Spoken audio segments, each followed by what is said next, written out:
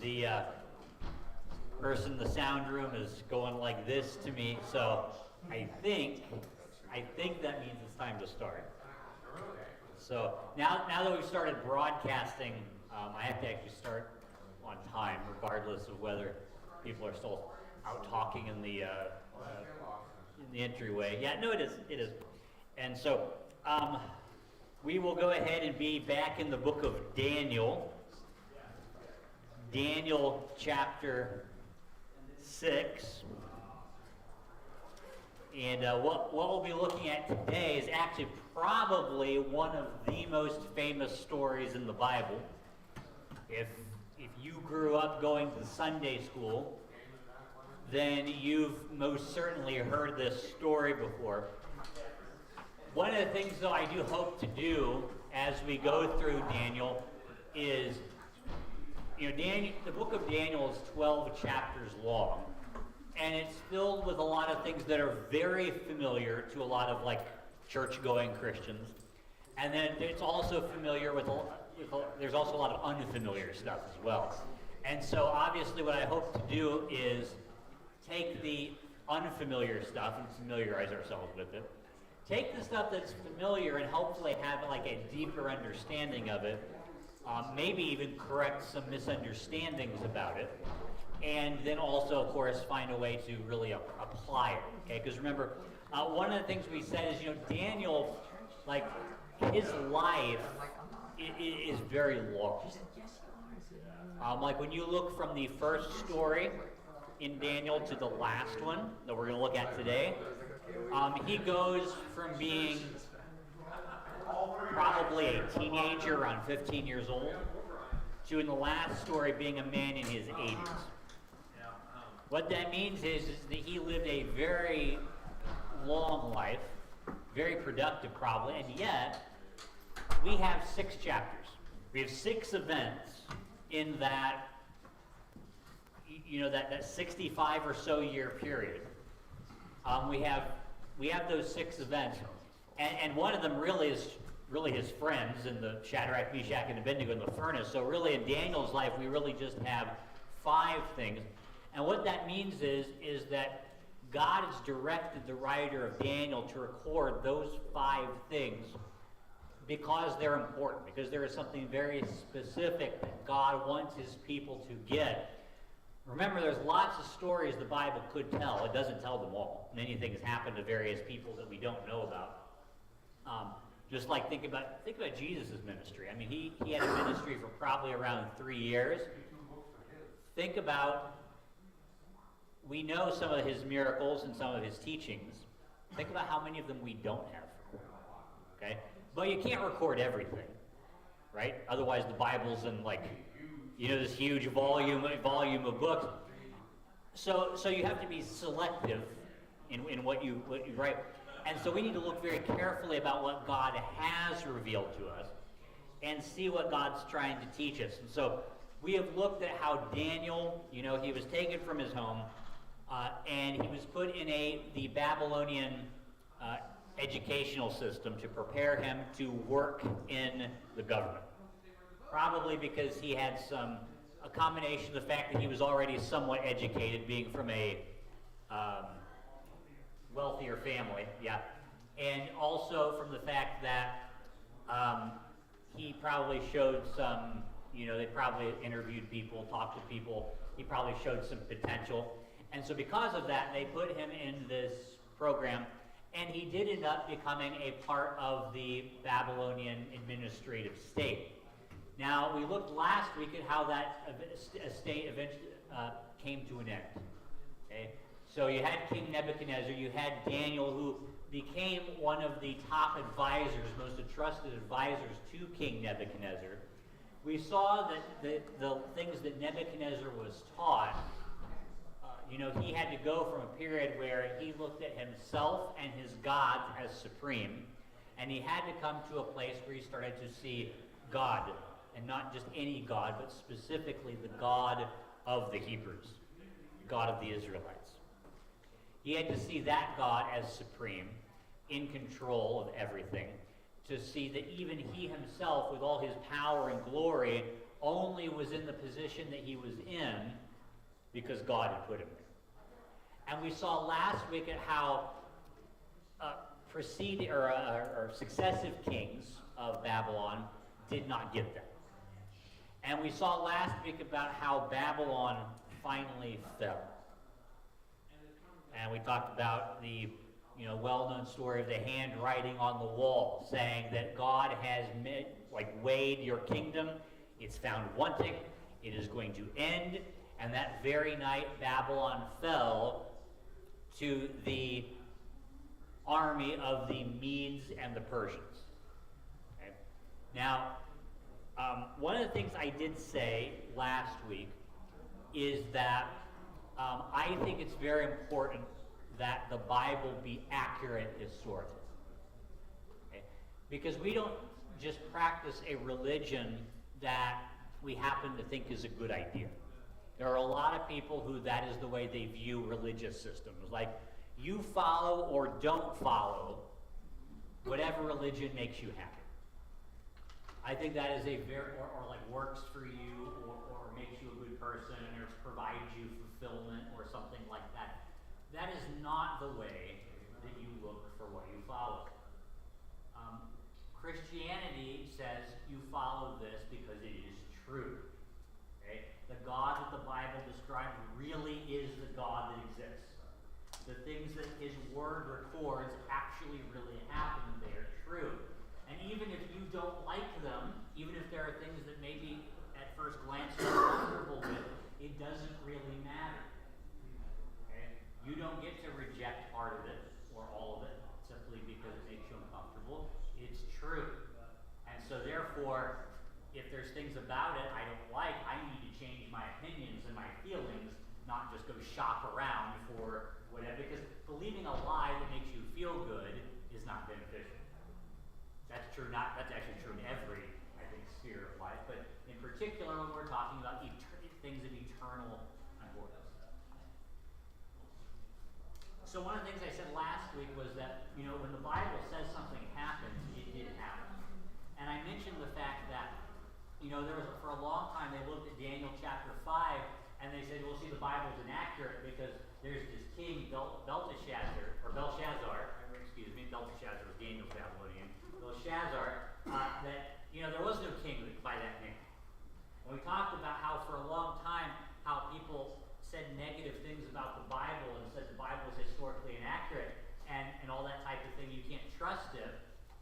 And then people found out later that this guy really existed. Other documents came and verified the Bible as being accurate. Now, the reason I want to bring that up is because before we get into chapter 6, I want to go back to the very last chapter of chapter 5. And the reason I want to bring this up is because I think it's very important as Christians that we be honest. Right? One of the 10 Commandments is what? You do not bear false witness. And while it's phrased as in a legal court system, right? Like, you're a witness when you're in court and you're saying you saw something. A false witness would be somebody who is lying about something that they're testifying to. When you give that command in the Bible, it is all encompassing. It's basically saying you be honest in every area. Okay? And so honesty and truth is very, very important as it should be important for God's people. I mean, Jesus even went on to say, he says, I am the truth. Right? And so we as Christians ought to be honest.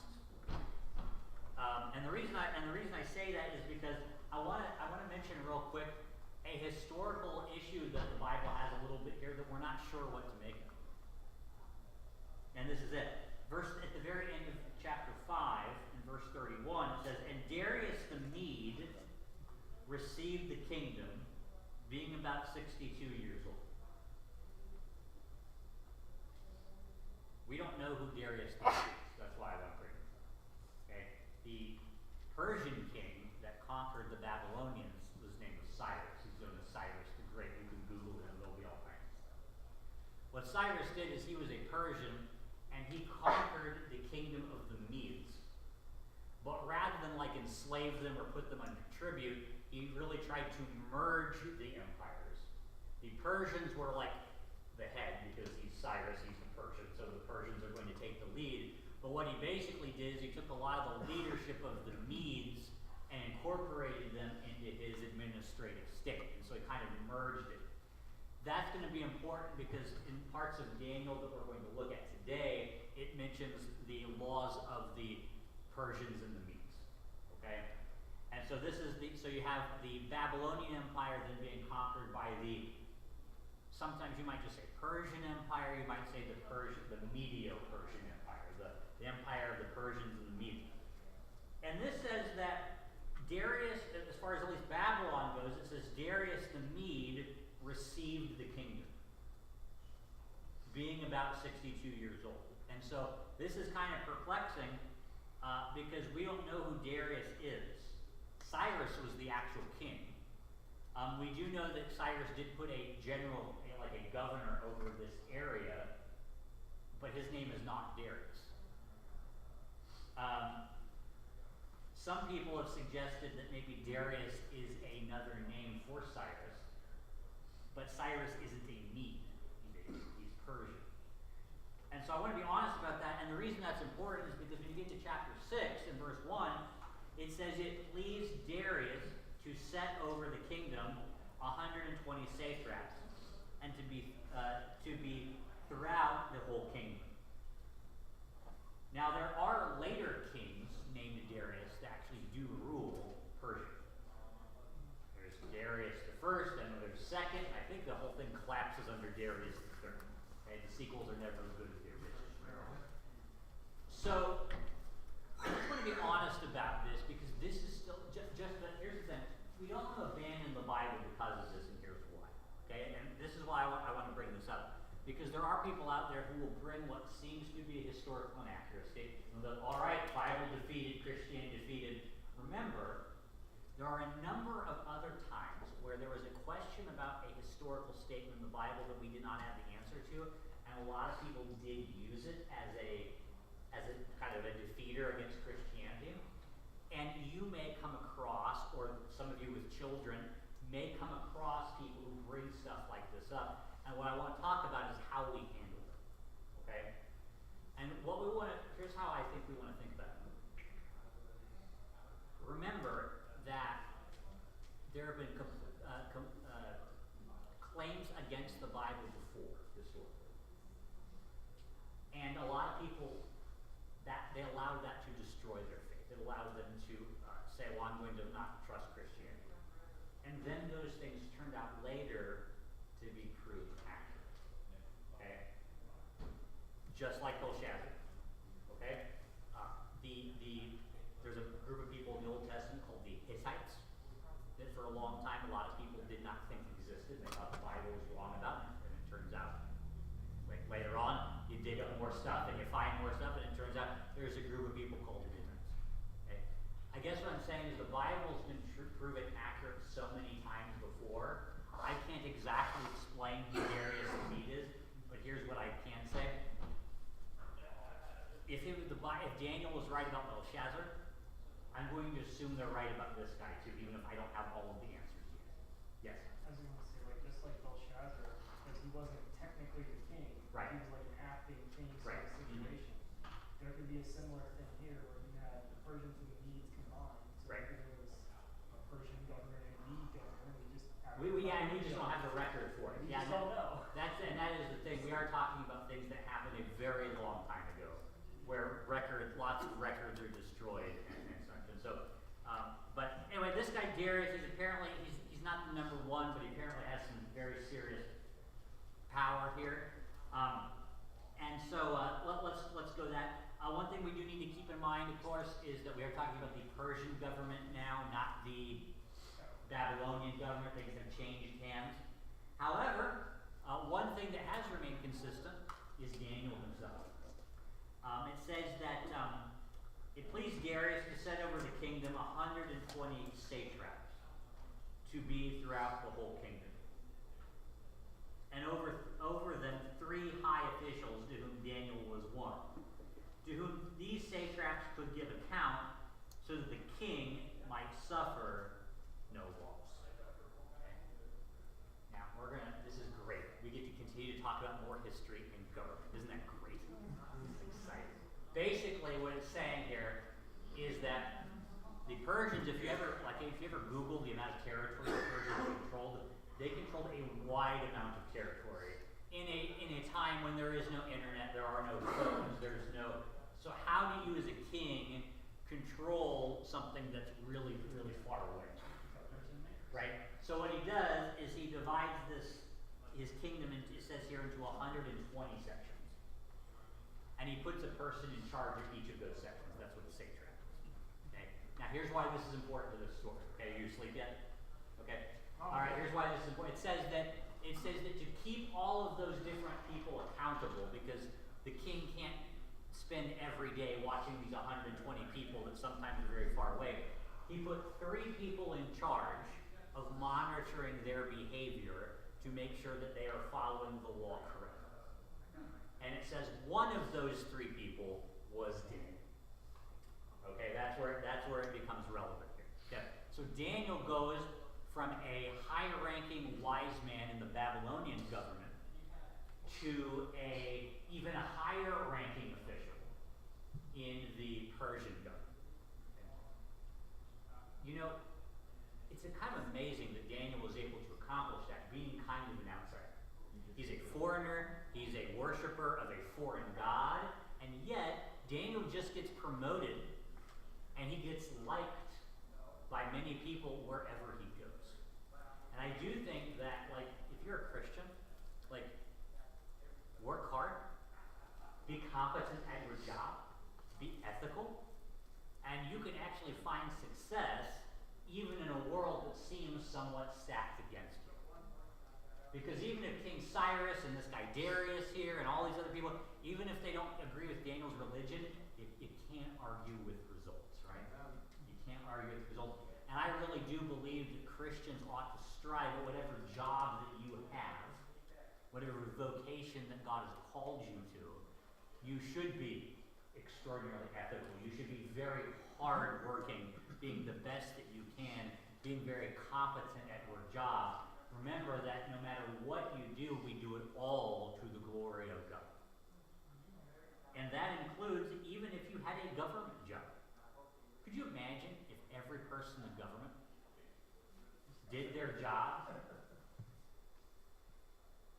worked hard, worked ethically and competently to the glory of God? Could you imagine what a different government system we would have?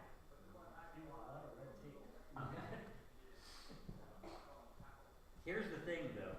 Verse 3 says, that this Daniel became distinguished above all the other high officials and satraps, because an excellent spirit was in him, and the king planned to set him over the whole kingdom. Then the high officials and satraps sought to find ground for complaint against Daniel with regard to the kingdom. But they could find no ground for complaint or any fault, because he was faithful and no error or fault. So you have other people in the government not so ethical, okay?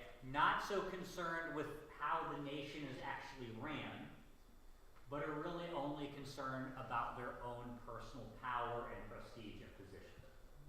And they don't like Daniel, okay? And their dislike of Daniel comes not from because he's doing a bad job, but actually the very opposite. They don't like Daniel because he is doing a good job. He's making them look bad. Exactly. You know, when you're young and in school, he's the kid who gets an A when everybody fails the test. Right? And that kid's popular, right? No, he's not. Okay?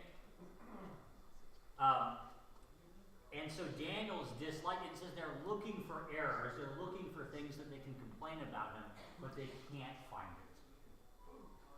Again, I think Daniel is a very good example here of what we all ought to strive to be at what our vocation is. Where if somebody was looking to destroy you, you do not give them reasons to do so. Do you have a comment? Yeah, I think kind of goes to show, like, who are we looking to impress? Daniel was very popular among the leadership and the people who were like, hey, I need to find reliable people who are going to do a good job and manage things well. And you see over and over again where he's really popular with those people.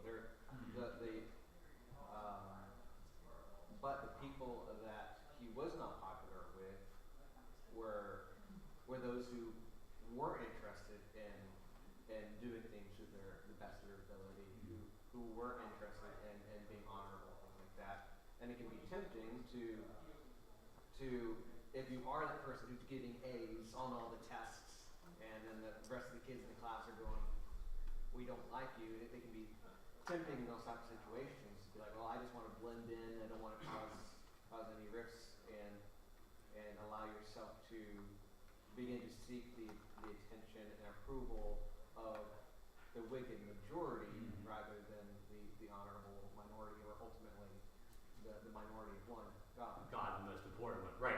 Right. And so they're looking for reasons to criticize Daniel.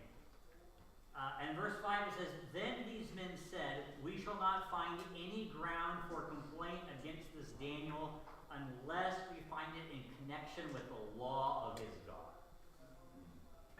Okay. They basically said here, if we're ever going to criticize this guy, we can't expect him to do something dishonest. We can't expect him to be incompetent. However, we do know that Daniel is very dedicated to the laws of his religion. And so if we could find a way to make the laws of his religion and following those things a bad thing, then that is something we could trap him in, because we know that he will do that. And this sets up, of course, the famous story for Daniel in the lion's den. Okay. Verse 6 says, "Then these high officials and satraps came by agreement to the king and said to him, 'O King Darius, live forever. All the high officials of the kingdom, the prefects and the satraps, the counselors and the governors, are agreed that the king should establish an ordinance and enforce an injunction that whoever makes petition to any god or man for 30 days, except to you, O king, shall be cast into den of lions. Now, O king, establish the injunction, sign the document, so that it cannot be changed, according to the law of the Medes and the Persians, which cannot be revoked. Therefore, King Darius signed the document and injunction.'" So you have these political officials that all come to the king here. They come to Darius and they say, "Look, we think it would be a very good idea if you signed a law that said nobody can," it says, "make a petition of anybody," and of course that would include prayer, "to anybody for 30 days. And this is kind of an odd request, because if you look into the Persian religion, they prayed multiple times per day.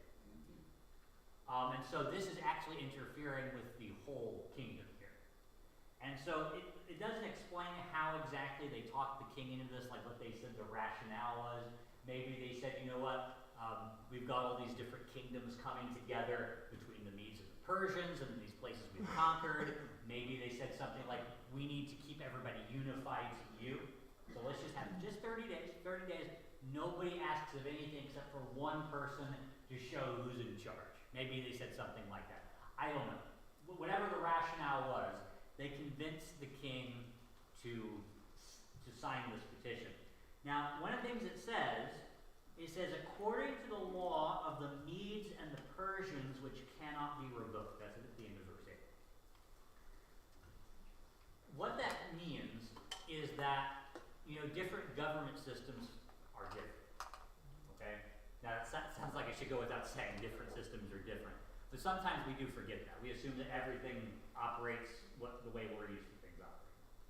And when we think of kings, a lot of times what we think of is, kings can do whatever they want. And of course, there are kingdoms, there are empires where that is basically what it's like.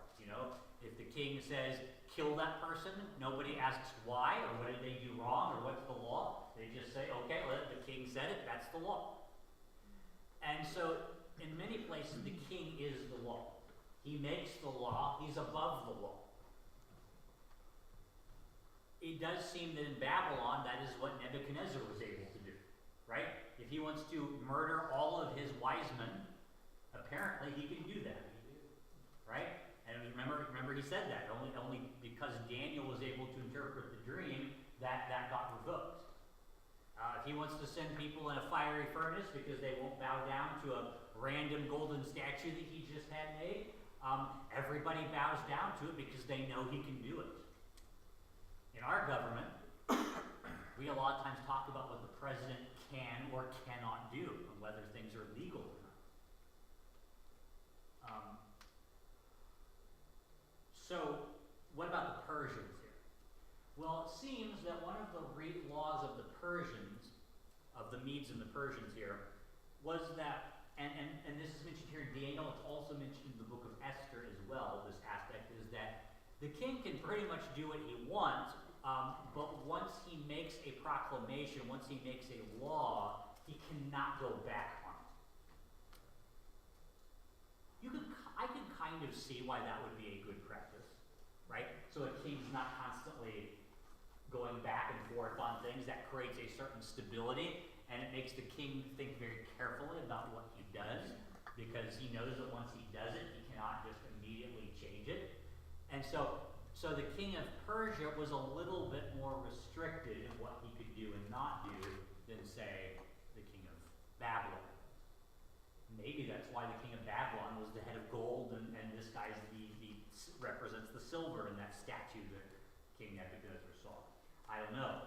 But anyway, but you can see why the king might sign this, because he can't change it, but it only lasts for 30 days. What could go wrong in 30 days? And it depends on what you're doing, right? But it says, though, that he did sign the document. Verse 10 says, when Daniel knew that the document had been signed, he went to his house where he had windows in his upper chamber, open toward Jerusalem.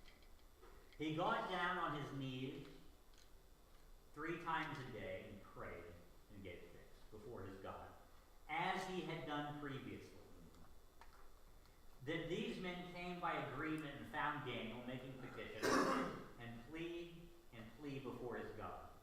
Then they came near and said before the king concerning the injunction, O king, did you not sign an injunction that anyone who makes petition to any god or man within 30 days except to you, O king, shall be cast in the den of lions? The king answered and said, the thing stands fast, according to the law of the Medes and the Persians, which cannot be revoked. Then they answered and said before the king, Daniel, who was one of the exiles from Judah, pays no attention to you, O king, or the injunction you have signed, but makes his petition 3 times a day. So it says that Daniel had a habit where he would pray with his window open 3 times a day, facing towards Jerusalem. Why is he facing towards Jerusalem? Of course, that is to him the holy city. That is the place where the temple should be. And we will find out in a later chapter that it is a place that he fully expects the temple to be rebuilt again. More on that later. But Daniel here, it says, there's nothing in the Bible that says that he has to do this 3 times a day. But it was his practice. This is what he did every day.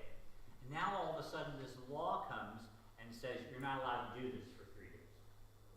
And Daniel has to ask himself an important question. Am I going to change what I do to worship and honor the Lord because of what the government says? And you could see the argument for it. Like, dang, it's just 30 days, just wait 30 days. Or, okay, you can keep praying, just close the windows. Right? Nobody's going to know. But Daniel says, no, that's not how I do. Okay? I assume if he always had the windows closed, he would have kept them closed. But that's not what he did. He basically says, and he is an older man here. He is probably, like, if you do the math correctly, and the reason we can do the math is because we know what year, like, Babylon conquered Jerusalem. We know what year Babylon fell. And so we can kind of calculate some stuff. And so the estimate I read was that he's probably around 82 years old here. He is an old man. Despite the fact that in Sunday school he was probably pictured as a teenager, as a young man. Okay, not the way the Bible actually describes it. Okay? Did you know that pictures can lie? Paintings, pictures of events in the Bible, they're not always accurate. They're not always accurate. I do think that as we make stuff like that, we should try to be as accurate as possible. One thing I've tried to do, like I've read through like children's like Bible story books with my kids. And one thing I always try to do is I try to find ones where the drawings look somewhat like realistic, because some look very cartoony, and I don't want my kids getting the impression that this stuff didn't really happen, that this is like these other cartoony stuff that you sometimes see. They're just kind of pretend stories. I want to see them as accurate things, and I think then we need to do as good a job as we can to show things accurately. And it might sound kind of silly to be like, well, no, Daniel has to have a beard and has to have white hair and he has to, but I mean, if that's what the Bible says, we ought to be trying to give people as an accurate as a view as possible of what's going on. And I hate to tell you this, but your painting of the Last Supper, not accurate. That's not the kind of chairs and stuff and tables and stuff that they sat at in that time period. Anyway, Daniel's here, this old man, but he has been, for many years, he has prayed to honor his God. And so now the government is saying, no, you're not allowed to do that. And I think this makes us ask a couple of questions about Christians and various different governments. First of all, is government in general a bad thing?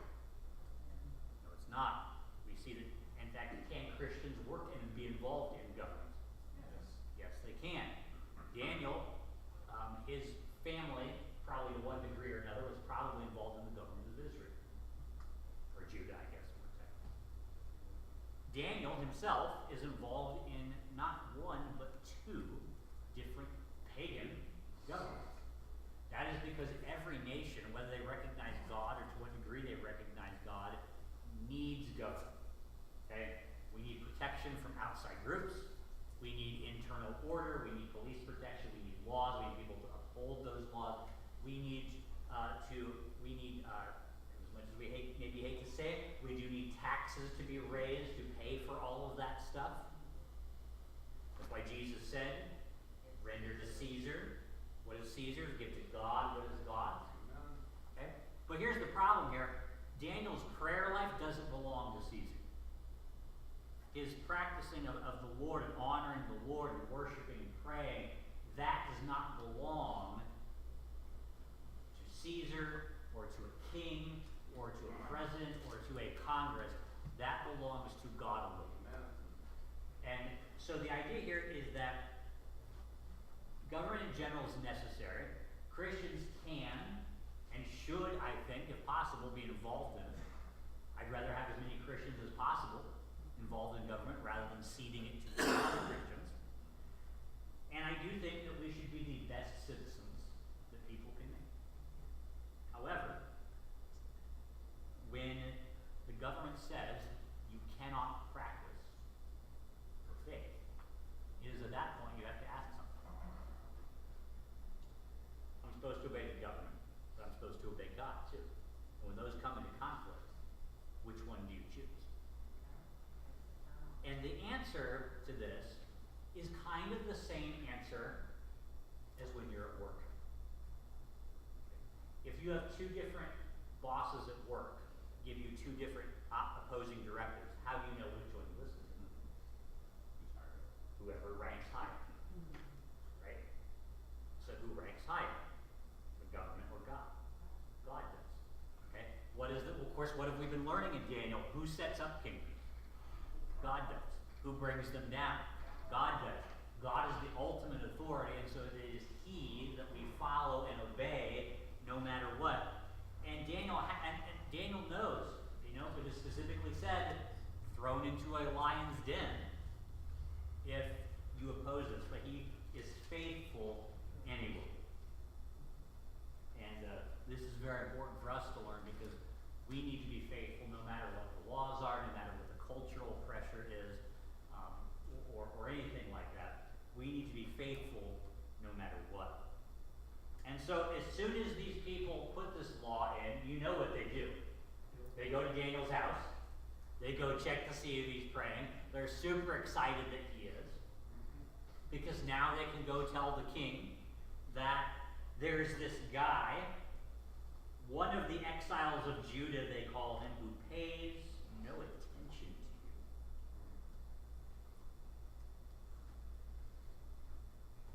Verse 14 says, Then the king, when he heard these words, was much distressed, and set his mind to deliver Daniel.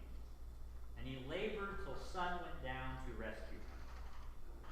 Then these men came by agreement to the king, and said to the king, or know, O king, that this is the law of the Medes and the Persians, that no injunction or ordinance that the king establishes can be changed. So when the king heard this, he was actually sad. Like he likes Daniel. He understands that Daniel is a very important part of his work. So he rule the whole government. Exactly. And he clearly has a lot of other people who are not super interested in doing a very good job. And so Daniel's important. It says this displeased him. It says that he really tried, like maybe trying to talk to someone, do we really want to enforce this?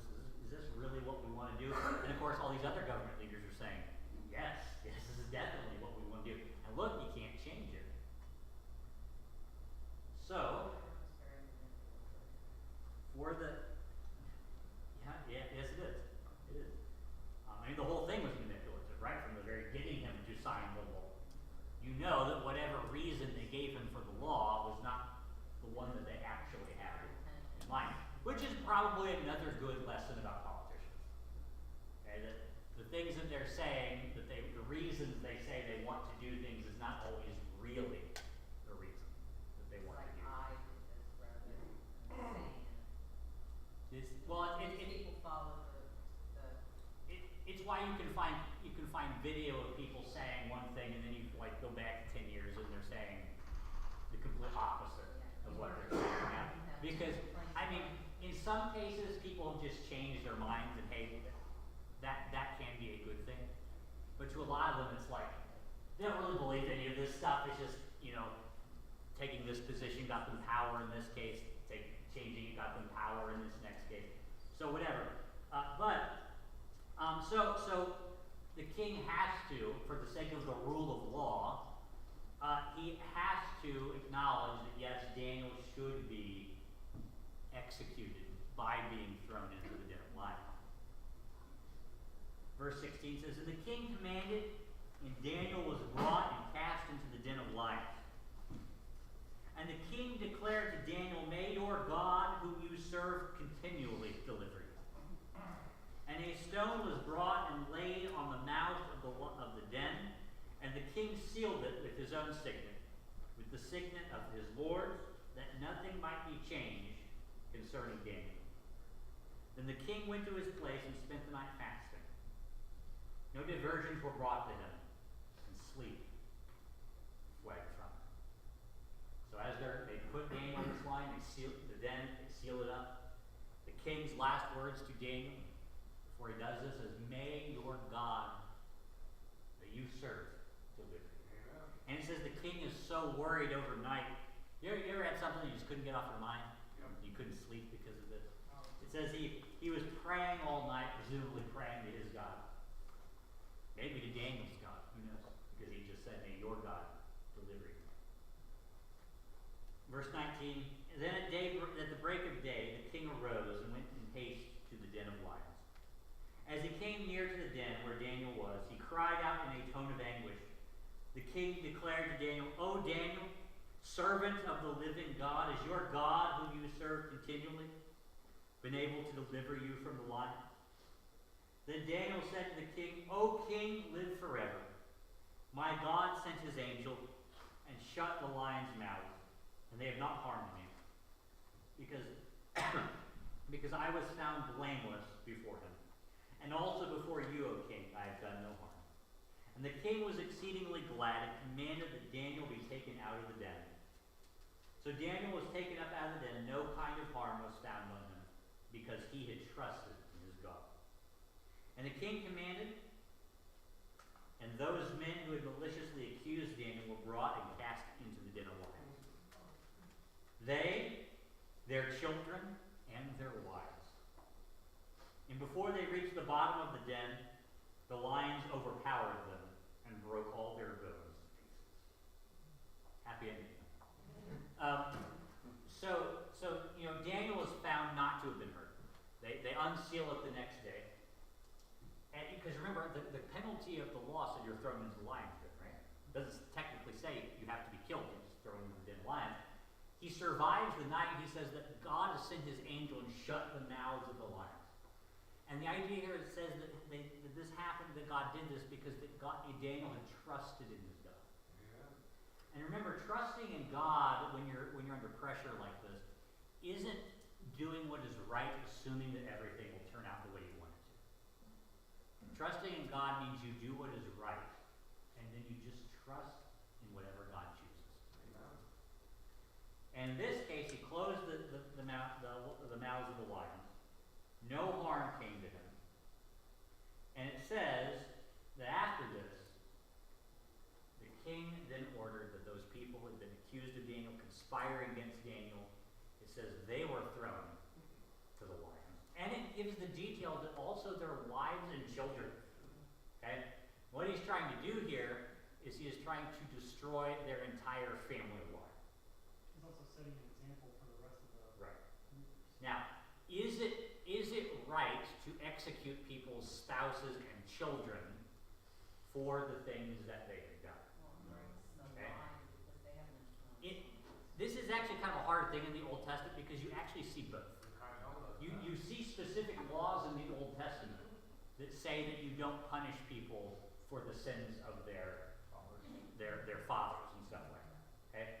But then again, you also see sometimes where people are executed because of their family connections, it's because of what certain family members have done.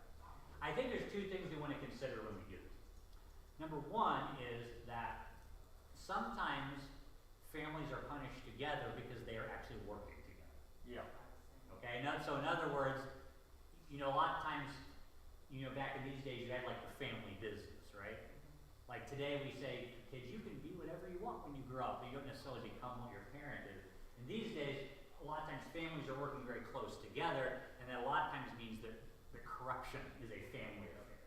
And so sometimes there are things in the Bible where people are executed together because they were in the criminal act together. I think that's what happened with Achan and his family. Right, yeah, I agree. Yeah. I agree. And there's also another thing where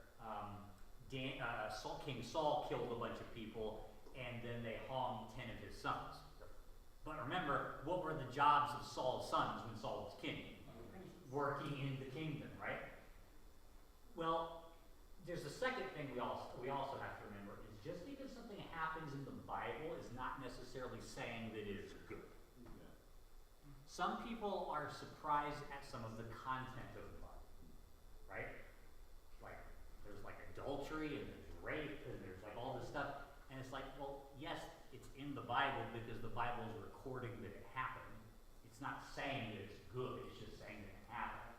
This here is a pagan king doing kind of what a lot of pagan kings did, punishing people with their whole family. Okay? Were they involved in it with him? Maybe, maybe not. Maybe this is just, maybe it's unjust. We don't know. But I also know that the Bible doesn't say it was a good thing, so it doesn't really matter for as far as what the Bible supports or what it doesn't support. But that's what happened. And then to end it all, verse 25 says, Then King Darius wrote all the peoples, nations, and languages that dwell in all the earth, peace. So this is a writing, this is a proclamation. Remember, Nebuchadnezzar did something like this when he learned valuable lessons about God. It says, peace be multiplied to you.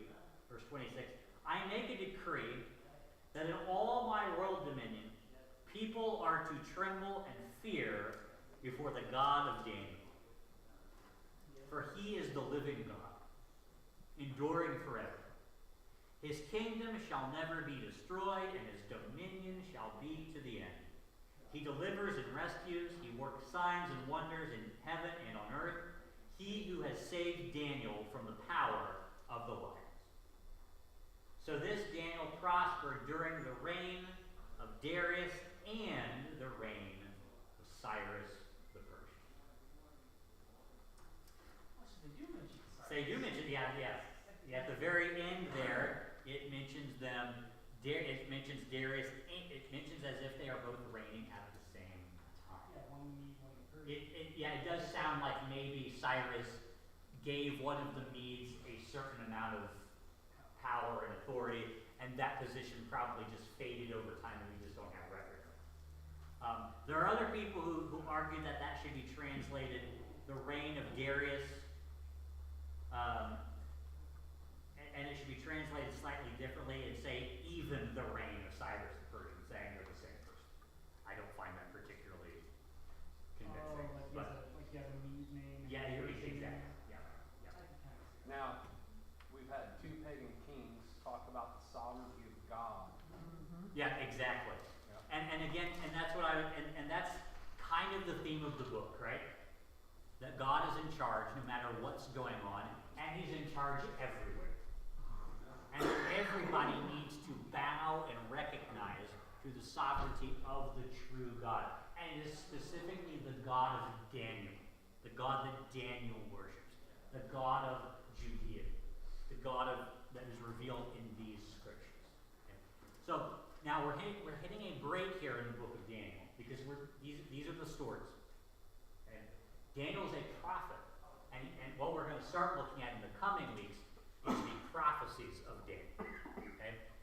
But these prophecies make a lot more sense when you realize what the main theme of Daniel's life is. Who is king? God. There's all these kingdoms of the earth, but it is the job of every leader, every nation, and every individual to acknowledge who is the sovereign king of the world. That is what everybody should do. Anybody who is not doing that is living in rebellion against God. And the thing is that it is God's kingdom that will never be destroyed. And it is his dominion that will have no end. And so people who are living in rebellion against God, whether you're talking about individuals or nations or political leaders, they are on the losing side. Amen. That was true in Daniel's day and for the Babylonians. It was true for the Persians. It is true in the United States of America in 2026. We all need to recognize whose kingdom is actually lasting. We need to know who the living God is. Okay? Because guess what? Like most of our presidents, not living anymore. Okay? All the ones that are still alive today, they will not live forever. The future one, they'll all come to an end. Just like every ruler and nation, God reigns eternal. So here's the question. What does that mean? What does that mean? So we'll look at that when it comes into the following chapters. But for this specific, let's remember, you be faithful no matter what laws, no matter what rules, no matter what pressures. We be faithful to the true and living God. Oh God, we thank you for your word and what it reveals to us. And God, I pray that we would acknowledge you in all that we do. God, I pray for a nation, for leaders that acknowledge